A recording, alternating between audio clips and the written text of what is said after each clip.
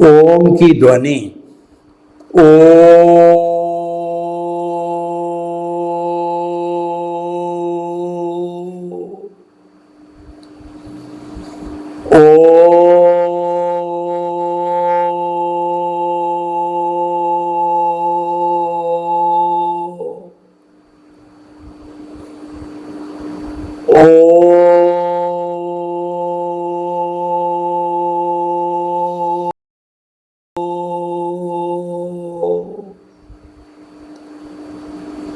महाप्राण ध्वनि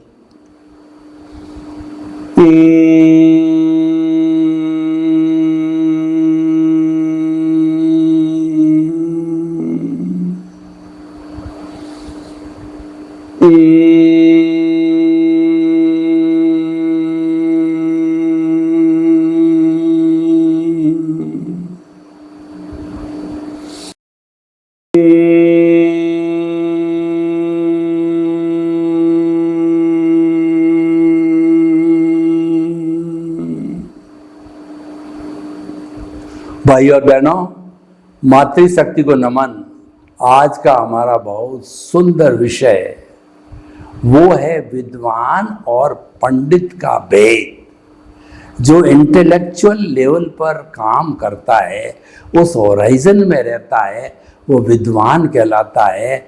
और जो इंट्यूशनल लेवल, आत्मिक लेवल पर चला जाता है, वह व्यक्ति पंडित कहलाता है।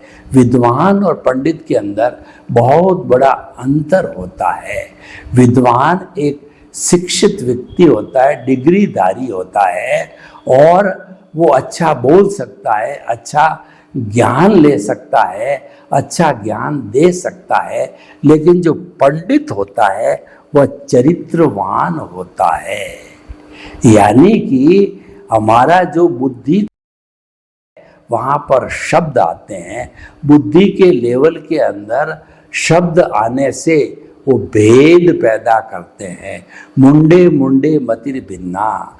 दुनिया में जितने जितने मस्तिष्क है, उतने उतने जो है वो विचार है, और उसी कारण से मतभेद है। ये सारा बुद्धि के लेवल पर होता है।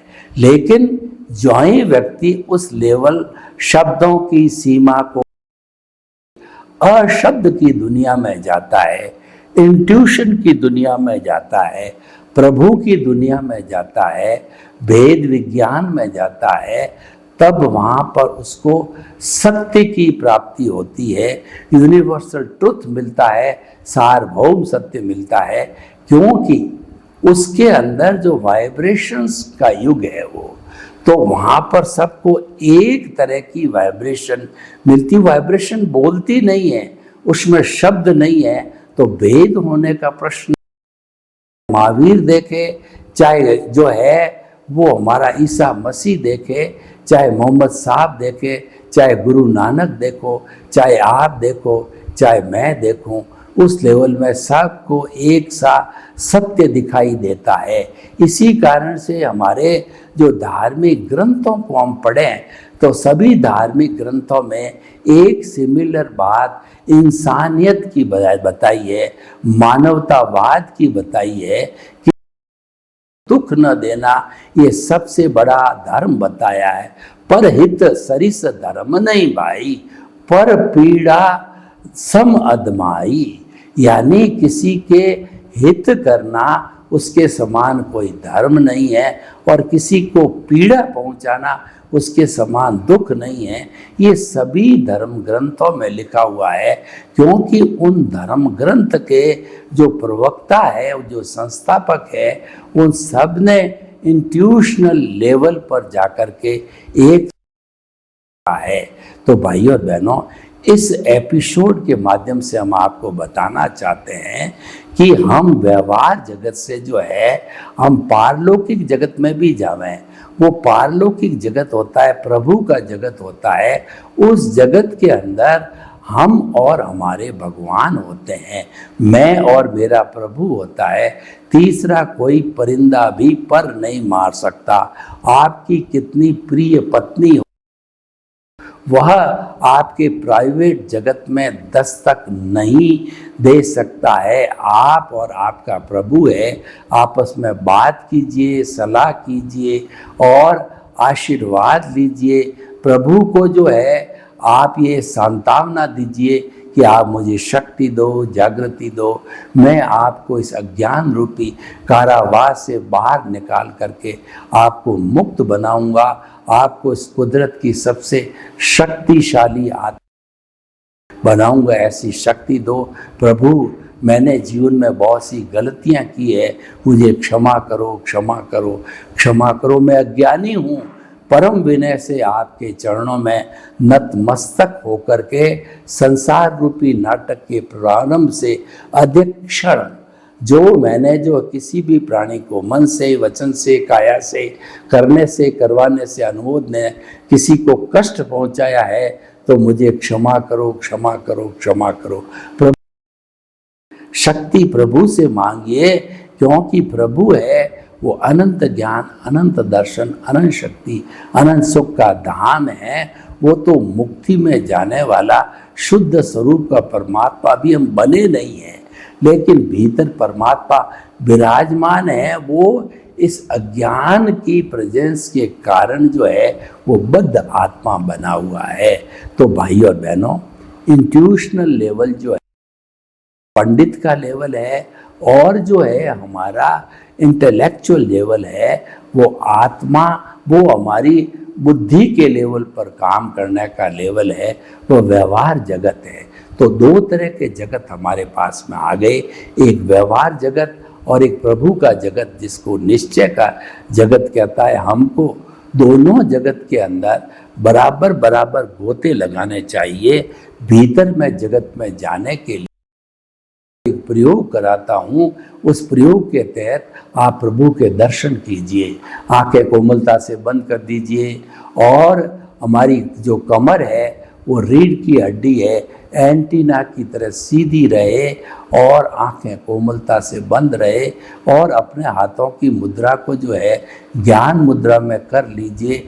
और जिस पोस्चर में आप आराम से 5-7 मिनट बैठ सकें उसमें में आप बैठ जाइए। और अब जैसा जैसा मैं आपको चिंतन कराता हूँ, चित्त को घुमाने का अर्थ ये है कि हमारे मन को, हमारे विचारों को वहाँ लगाना। सबसे पहले हम कायोत्सर्ग करेंगे। आप अपने चित्त को पूरे शरीर के अंदर घुमाइए, दोनों पाँव के अंगूठे से, पैरों से होते हुए, कमर से होते हुए, वो पूरा शरीर का ऊपर का सहस्त्रसार भाग दोनों हाथ कमर में फैलाइए और ऑटो सजेशन दीजिए, मेरा शरीर हो जाए शिथिल, हो जाए। अनुभव कीजिए पूरा शरीर शिथिल हो रहा है। अनुभव कीजिए पूरा शरीर शिथिल हो गया है। कोई तनाव नहीं, कोई अकड़न नहीं, कोई जकड़न नहीं, कोई स्ट्रेस नहीं। पूरा शरीर रूई की भांति हल्का हो गया है। अनुभव कीजिए मेरा शरीर अपने स्थान से 1 फुट ऊपर उठ रहा है, ऊपर उठ रहा है। अब हम श्वास को शिथिल करेंगे।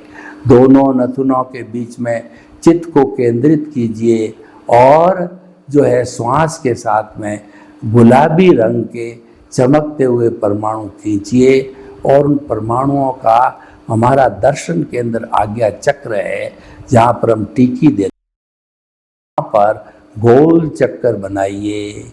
चमकता हुआ गुलाबी रंग, ये हमारा दर्शन केंद्र है, आज्ञा चक्र है, पिनियल ग्रंथि का केंद्र है, ये भीतर जाने का केंद्र है, ये प्रभु के दर्शन करने का केंद्र है।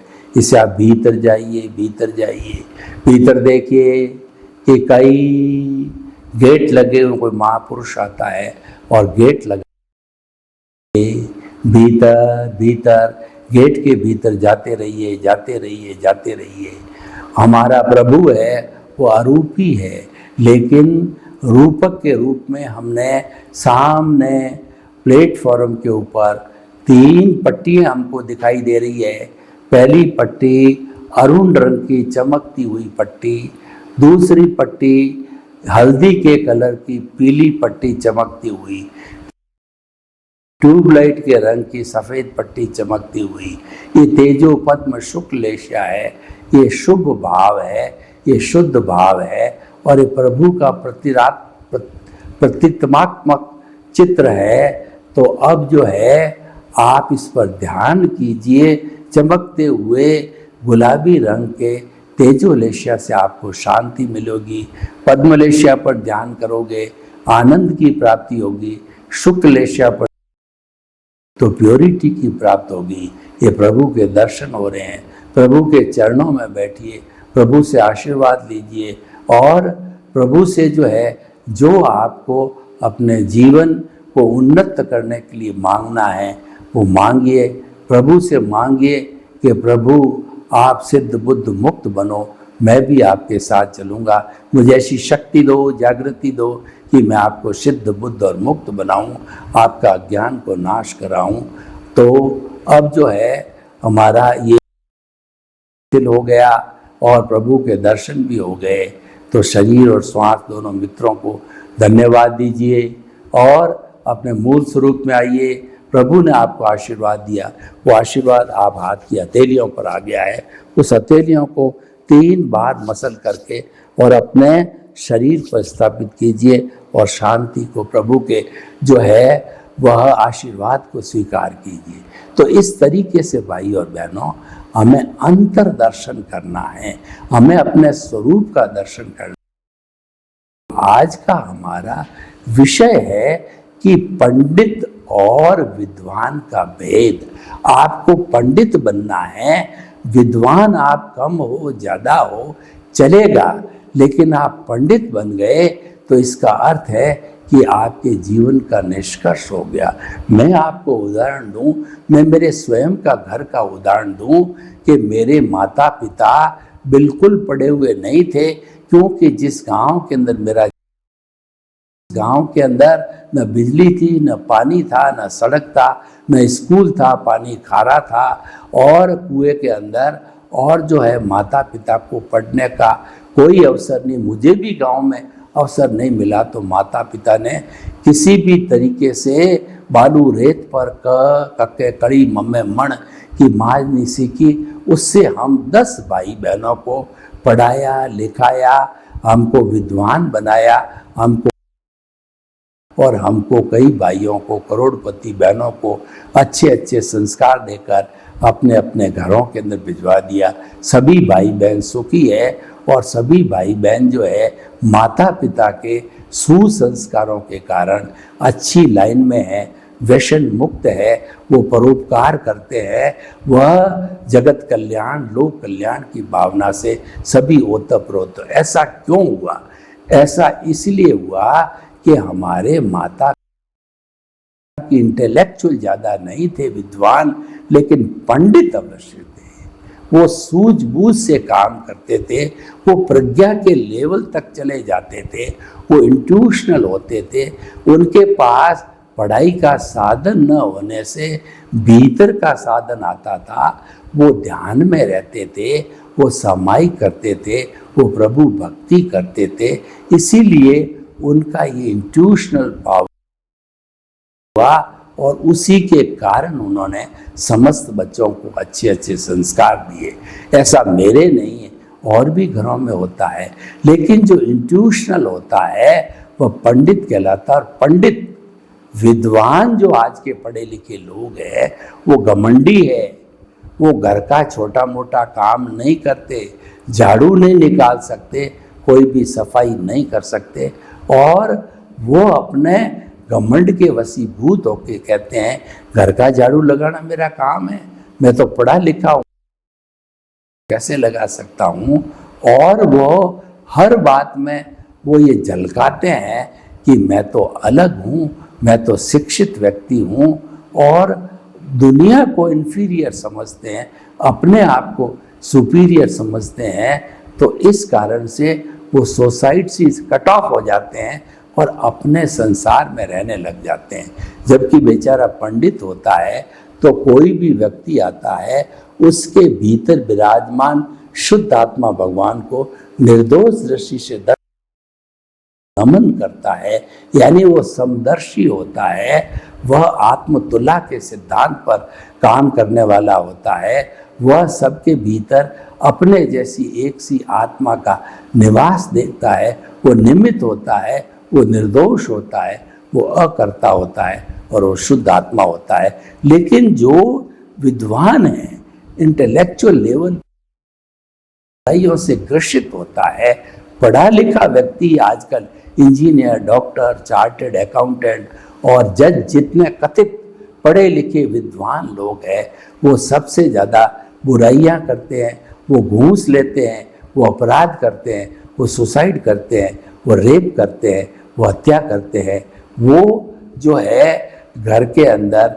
हिंसा का वातावरण बनाते हैं, वो एटीएम तोड़, जो साइबर जो है वो कहना चाहिए उसका दुरुपयोग करते हैं। तो ऐसे ऐसे काम करना, ये जो बुरे काम हैं, इस बुरे काम में बुद्धि की जरूरत होती है।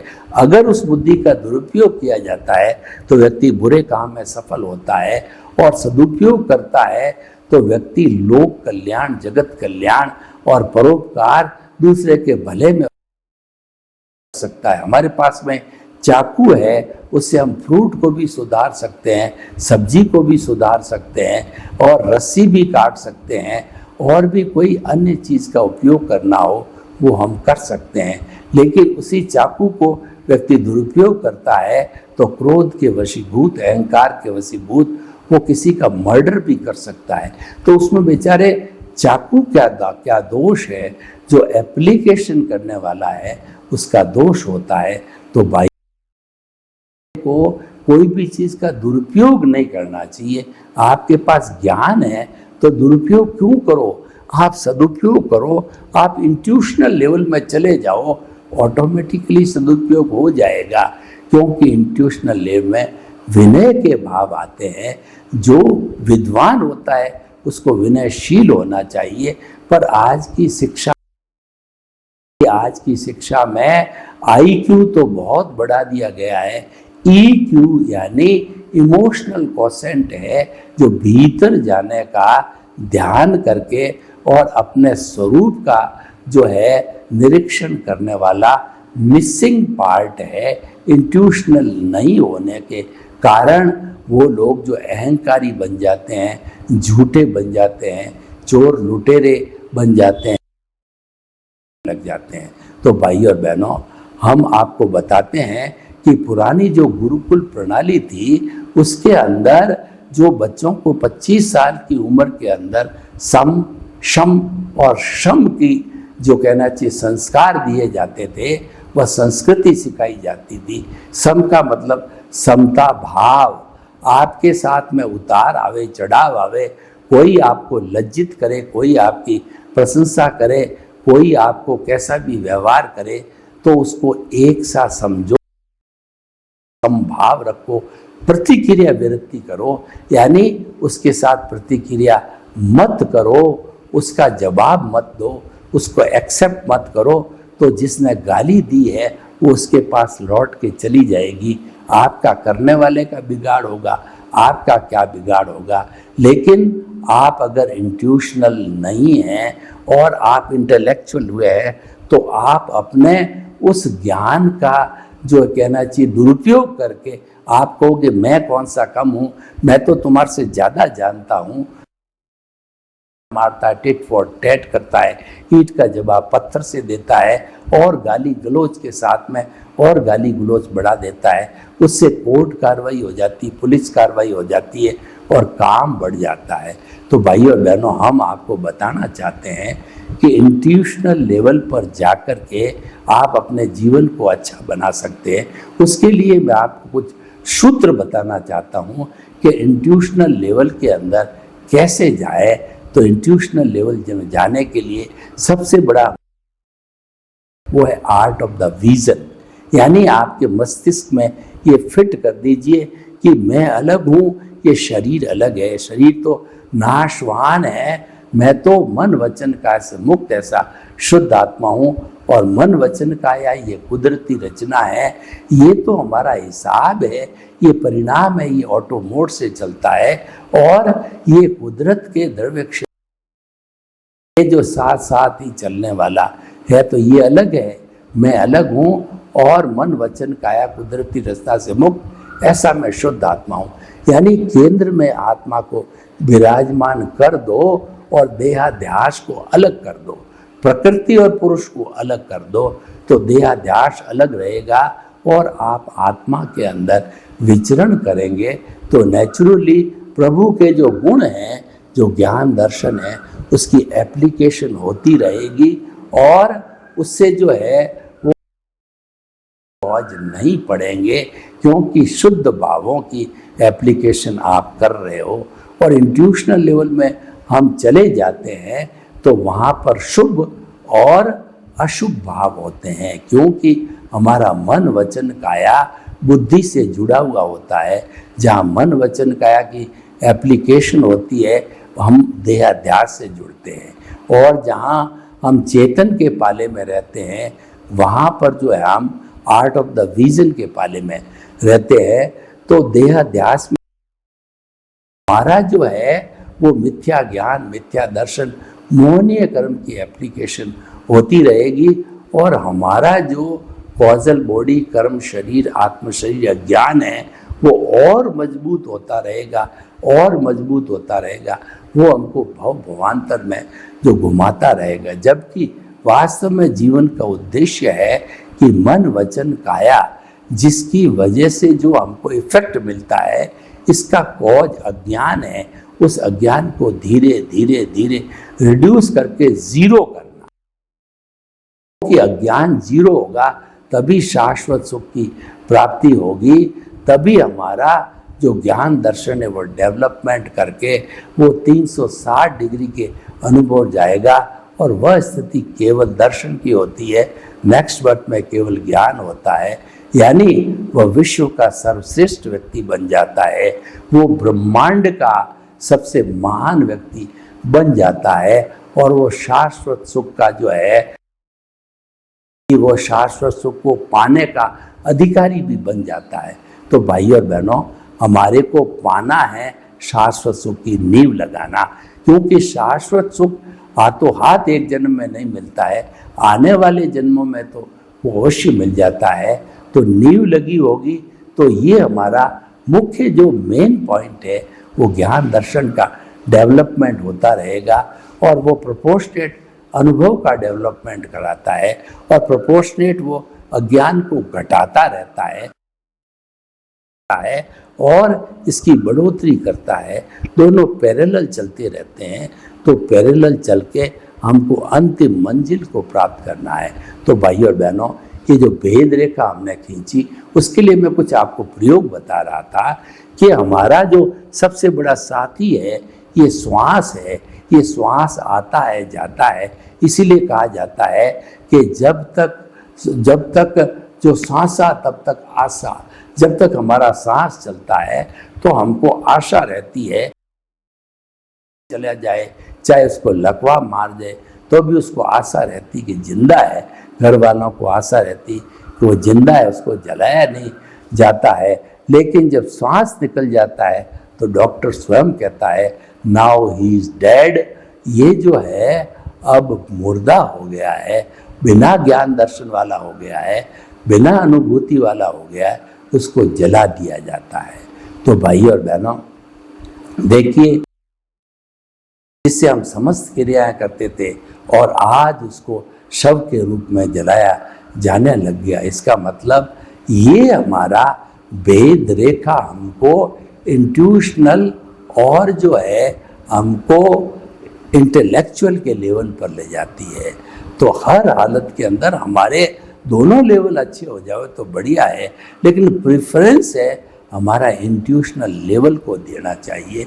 उसके लिए प्रयोग ये है, श्वास आता है जाता है, उस श्वास को लंबा करो, रोज अभ्यास करो कि धीरे धीरे 1% श्वास रोज लंबा होता रहे। तो महीना, 2 महीना, 4 महीना, 6 महीना, 12 महीने में हम श्वास की जो संख्या है, एक्चुअली हमारा आयुष्य कर्म होता है वो आयुष्य कर्म जो है श्वासों की संख्या में कन्वर्ट होता है। और जब वो श्वास हम लंबा लेते हैं तो हमारे श्वास कम होते हैं। तो श्वास को लंबा लेने से और अभ्यास, हमारा जो राग द्वेष है, क्रोध मान माया लोभ है, वह ज़्यादा भड़क नहीं सकता, वो ज़्यादा जो है प्रस्तुत नहीं हो सकता, उस पर अंकुश लगता। और मैं बड़े दावे के साथ में, मेरे अभ्यास के साथ कह सकता हूँ कि जिसने सांस की संख्या एक जो है, व्यक्ति आराम की स्थिति में होता है, वो 16 सांस लेता है। सांस का मतलब आपने श्वास लिया और फिर निकाला, इसका मतलब एक्सेल और इनहेल इस है। ये 16 से घट करके अगर ये सांस की संख्या 14, 12, 10 हो जाती है तो निश्चित तौर पे ऐसा व्यक्ति न तो क्रोध वाला होगा, न अहंकार वाला होगा, न माया वाला होगा, न लोभ वाला होगा। वो इंट्यूशनल लेवल पर चला जाता है और वह समदर्शी बन जाता है। और इसके साथ साथ में हमें कुछ के प्रयोग भी जो है हमको इंट्यूशनल लेवल में ले जाने के लिए सहयोग करते हैं। तो इस तरीके से हम पंडित बने और हम जो है विद्वान बन सकते, अच्छी बात है। प्राथमिकता पंडित को देनी चाहिए। सर्वे भवन्तु सुखिनः, सर्वे सन्तु निरामया। लोग के जीवों को सुख मिले, शांति मिले, आनंद मिले, प्रेम मिले, सौहार्द मिले और हम सभी इंट्यूशनल लेवल पर जाकर के पंडित बनने का अभ्यास करें। आपके प्रति मंगल भावना। ओम शांति।